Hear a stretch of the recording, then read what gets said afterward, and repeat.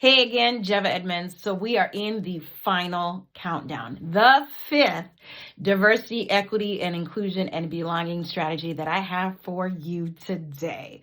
I'm so excited. Number 5. Okay, we'll bring it back to our first one. I talked to you about first impressions. Then we talked about microaggressions. Then we talked about implicit bias.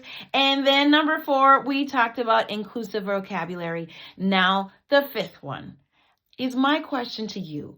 How are you going to be engaged, evaluative, and present? This is what I share with all of my business and educational clients in my work in cultural consulting. Now, when we talk about being engaged, are you actually doing the work? Are you researching? Are you looking at anti-racist books and helping that pedagogy? Are you looking into seeing how you can disrupt and dismantle in an actionable way that's not just performative? And then how are you going to be evaluative?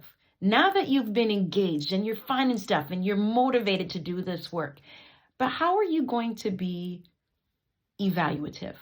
Remember, I talked to you about in our implicit bias training, I talked about how to understand your own implicit biases. That's how you can be evaluative. And another way to be evaluative in this work is to journal. Very good tip as well. And then how are you going to be present? You know, a lot of us, when we are doing this work, they like to bounce ideas from someone that is BIPOC. But when I tell you, when you're being present with that person, think about your friendship and your relationship first. Is this a question you would ask your best friend? Would you look at me if I were not your best friend? Because I'm probably not. And go, how do you wash your hair? That's not being present. Think about ways when you are interacting with people of color. How would you be present with them in that space? Would you allow them to take control of their own narrative? Or would you see yourself speaking over them? So those are the 3 key terms I want you to take away with this mini series that I shared with you. How am I going to be engaged, evaluative, and present?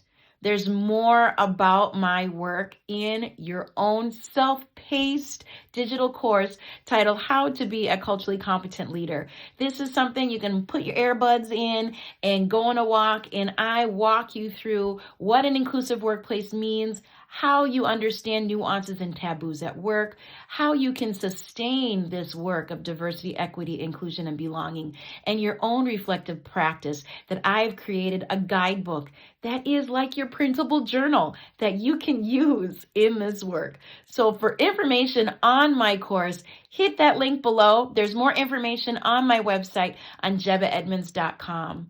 Like we always say, the more we do our work together, the further off we will be. And I know we can do this work in a positive and actionable way. So take this journey with me. I look forward to working alongside you. Take care.